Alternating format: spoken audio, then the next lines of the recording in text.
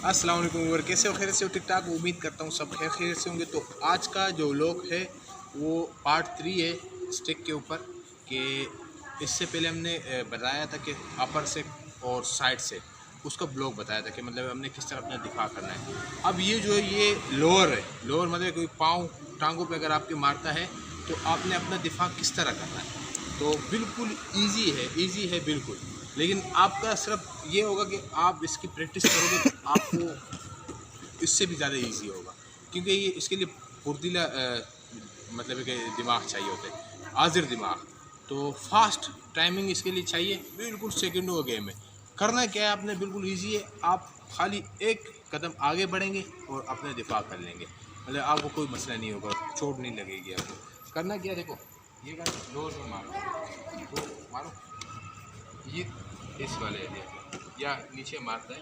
तो हमने करना क्या है, सिर्फ छोटा सा एक जंप मारना है आगे, छोटा सा जंप। जितना नज़दीक जाएंगे इसका, ये उतने इसके हाथ बंद होंगे। देखो स्टिक का मैंने पहले भी आपको बताया था कि जितना आप स्टिक को ओपन एरिया देते हो उतना आपको ये ख़तरनाक लगता है। जितना आप इसके क्लोज जाओगे ना तो ये स्टिक खुलता ही नहीं है, जब खुलेगा नहीं तो आपको डैमेज ही नहीं करेगा।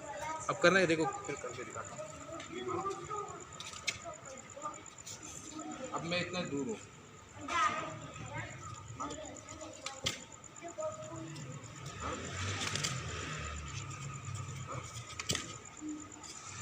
जब क्लोज जाओगे आप मतलब मामूली से टच तो होगा लेकिन लगेगा नहीं। जिस तरह पावर से लगता है ना, फ्रंट वाला एरिया जो स्टिक का लगता है उस एरिया से मतलब आपको डैमेज होने का ख़तरा होता है। इससे डैमेज आप नहीं होंगे।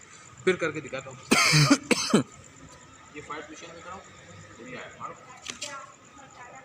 और अगर आप दूर हो तो फिर कोशिश करोगे ज़्यादा नज़दीक जाने का।